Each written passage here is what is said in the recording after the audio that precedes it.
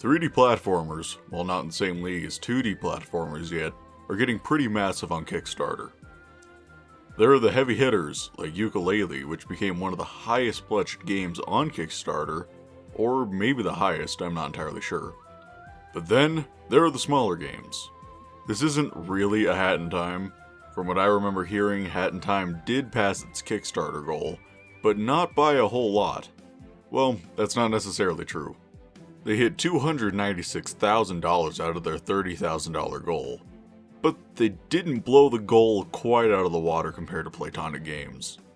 And that's a shame, because Hat in Time has way more charm in just the intro cutscene than Yooka-Laylee had in its entire playtime. Okay, I won't be talking about Yooka-Laylee much, I just wanted to put it out there that I am not a fan of that game, despite it getting so much attention. But before I get too deep into this, let's get this video really started. This time on That Game Review Show, I am your host, James, and this time we'll be taking a look at the indie darling, A Hat in Time.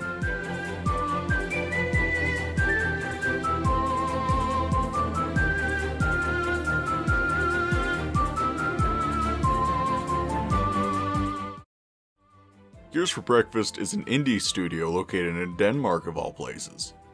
Well, the main guy behind the game, Jonas Kærlev, is the only one located in Denmark it looks like, while everyone else worked remotely on the game.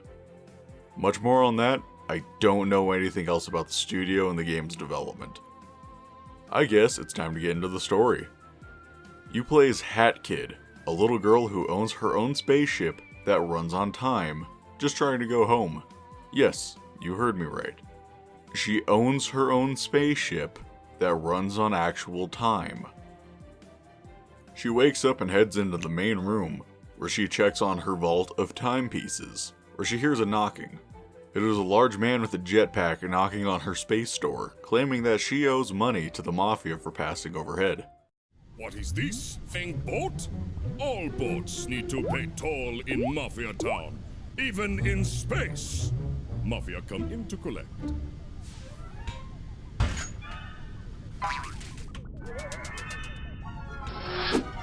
Oh, rude! Naturally, Hat Kid refuses, and she stops Mafia from opening the space store. As she walks away... Damn it, Mafia, you let all the space in. She gets blasted off towards the planet, and her safe full of timepieces is opened, with everything falling out. And look at this, just her expression falling down towards the planet is kind of adorable. And yes, this game is ridiculously cute. Hat Kid lands in Mafia Town, a town owned by the Mafia, where she sees a mysterious girl dressed in red beating up Mafia members. She sees Hat Kid and then runs away.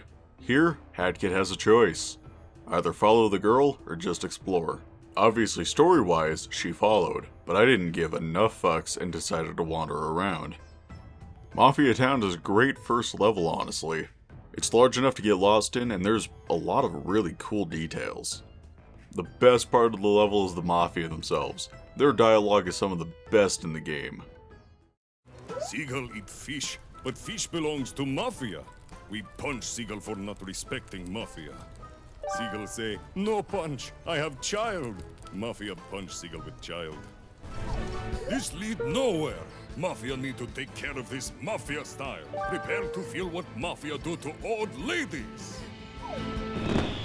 Huh? Hey! Huh? I'll take you. Huh? Oh.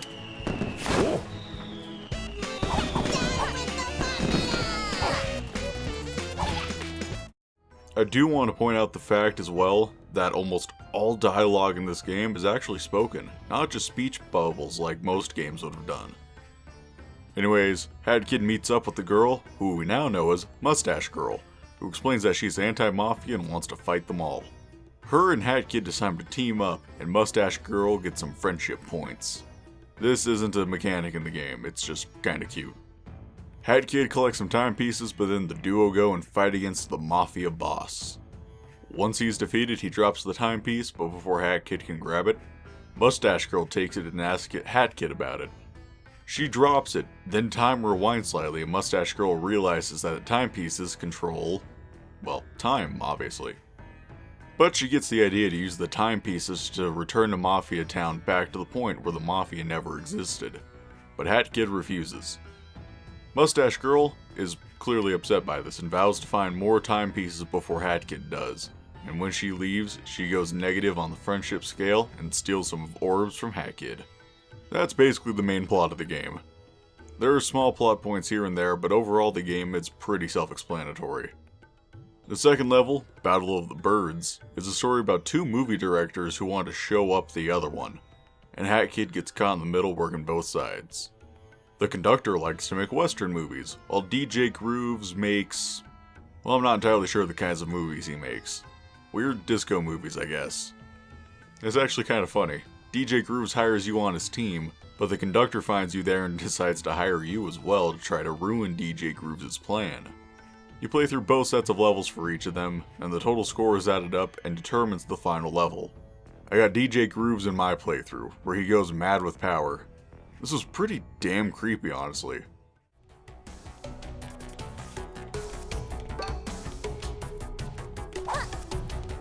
I remember seeing these timepieces a long time ago, and I knew I couldn't pass up the opportunity to crush one. My favorite part of this set of stages was the murder mystery, where you have to find clues to be able to peg the crime on a certain suspect. The notable part is the fact that there is no right answer here. The clues you collect mean nothing, they just unlock potential options to pick from. This time around I chose the victim himself, who confesses to faking his death to get out of manual labor. You can also choose yourself, but I didn't get that clue. I have gotten it on a previous playthrough though, and the speech bubble is hilariously dark. It says something along the lines of, "The voices made me do it." For many reasons, this may be my favorite level in the game from just an atmosphere standpoint. A lot of it has to do because of the crows. They will ask you some personal questions, similar to one of those verification tests online, and you can answer pretty much anything. This may just look like a small touch, until the crows around the level begin to bring it up in conversations to each other. Those bastards are telling everyone your secrets. They also use it during the murder mystery, having the answer you gave for your aunt, in my case Aunt Fanny, be her actual name. I do want to mention real quick, the first level in Battle of the Birds is just sneaking around the studio without being seen. If you break parts of the environment or hit enemies or just anything really, you'll accumulate a bill for damages against the studio. The fact that they thought to add such a thing is fucking awesome. Seeing as my bill ended up being like 1,000,000 pawns, it's for the better that DJ Grooves rips it up. The third world is the Subcon Forest. This is usually touted as people's favorite level, and I don't know if I agree. I think, especially once you unlock the different sections of the forest, that there is just way too much to explore here without a map of some sort. There are some great parts of the level though. The main ghost, I can't really think of his name currently, is pretty good as far as world bosses go, though definitely behind DJ Grooves. The visual design of this level is great as well. My favorite part is definitely the forest spirits that yearn for death. Oh, how I can relate. We want to die. Yay! We want to burn bright and then burn out. Become a cloud of smoke. Our bonfire needs more fuel. Only the finest paintings will do. Can you help us? Plus, there's the manor as well, which I'm fairly mixed on. While it's an interesting idea for a level, being akin to a horror game where you have to hide away from the enemy while finding notes and hints as to what happened, the overall execution is a bit half-assed, just having a locked camera angle with some meh hiding mechanics. I will, however, attest to how fucking terrifying this level was the first time I played it. When Lady Vanessa finds you, the screen gets all fucked up and she comes running at you faster than Sonic. And, yeah, it's fucking horrifying for such a cute game.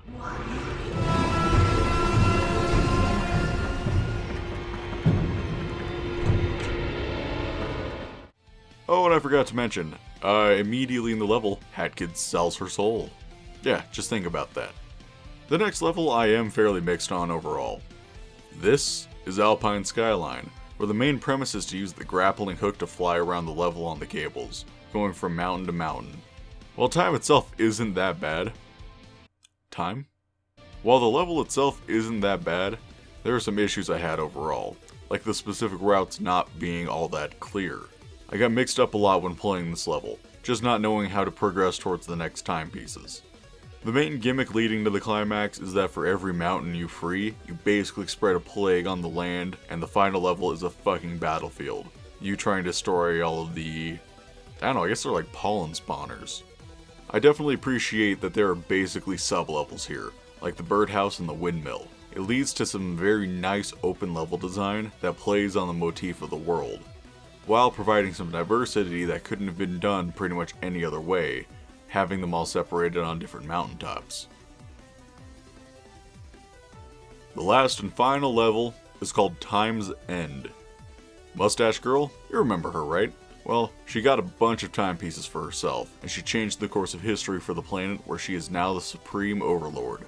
The level starts off with a huge section full of NPCs that you have met throughout the game, then leads to a massive platforming section. As you can probably see, this level has a very strong Bowser's Castle vibe. At the end, we see Mustache Girl deciding whether or not people are evil, and sentencing them to literal death. Punch old man for like 2 days straight that one time. Oh, wow! What a touching story! Just kidding. Bad guy, next! I said next! When she sees Hat Kid, she decides to let her live because she didn't really get in the way. Yeah, that's super reasonable for a little kid to do. But of course, instead of leaving, Hat Kid climbs up and gets bitch slapped back down. Excuse me! Don't you dare get anywhere near me. I don't think you quite understand who's in charge, little missy.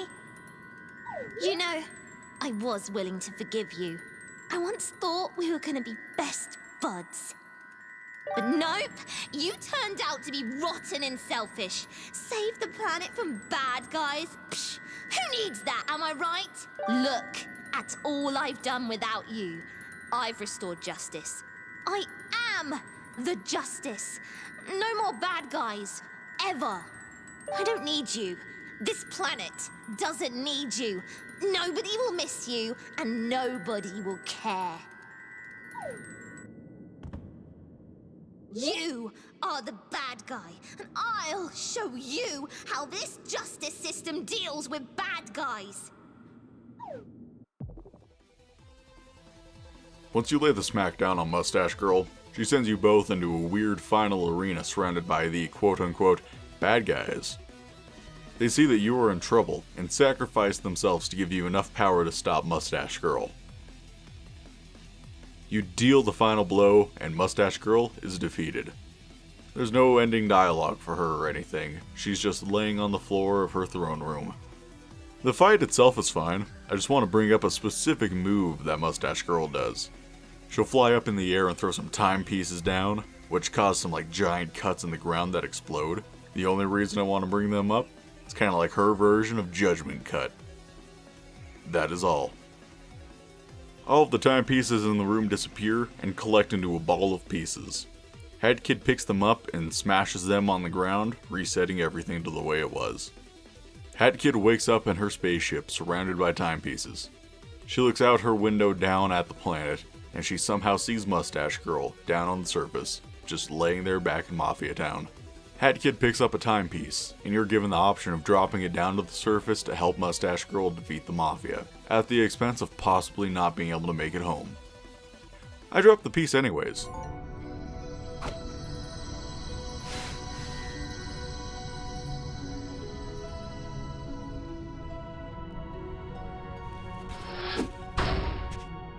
Hat Kid climbs into the pilot's chair and pushes some buttons. The vault opens and collects up the timepieces. I ended up with 36 of them, just shy of the full 40. As she goes to take off, the ship is stopped by some of the characters, being a Mafia, Youngtown Ghost, and the birds, begging her not to leave. She pushes them off of the broom and waves goodbye to them as they fall back to the planet. And with tears in her eyes, she takes off, heading back home. And this end screen here is super cute. She has stuffed animals of all of her new friends. So I guess I'll talk about the gameplay now. As Hat Kid, you can do all of the things that come with being a little girl, like running and jumping again in the air. Then there are things that only special kids can do, like diving through the air and then somersaulting back up by jumping. A neat detail is if you hit the jump button the moment you touch the ground, Hat Kid will gain a lot of speed and wink at you as she flips. She does get the ability to walk on tight ropes and wall climb. If it wasn't abundantly obvious, a lot of the gameplay feels directly lifted from Super Mario Sunshine. The main gimmick of the game are the titular hats. By collecting different pieces of yarn, you can craft all the different types of hats, so as long as you have at least one piece of the new yarns.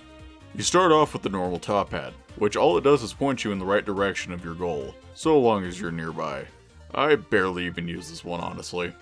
The next hat is the sprint cap, which, unsurprisingly, gives you a sprint button, which can actually later be upgraded to a moped. The Witch's Brew cap is a little bit lame. It looks cool, but the ability to charge and throw bombs is a bit useless for most situations, being one of the main context-sensitive caps. The ice cap is the same way. It turns Hat Kid into an ice statue which causes a shockwave around you. If you do it over one of these blue platforms, Hat Kid will catapult off of them. I did tend to keep the ice cap on because I just love how it looks. There's the Dweller mask, which makes the faded green platform solid and the solid purple objects transparent. Not the most exciting, but it is used in a few good platforming sections, so I'd say it was a decent addition. Then the last hat is the Time Stop hat, which, as the name would suggest, slows down time for a few seconds. I really did like this cap, seeing as I always like to be able to slow shit down because I'm insane and like to dissect animations. Honestly, I didn't like the hat so much as I love how it looks.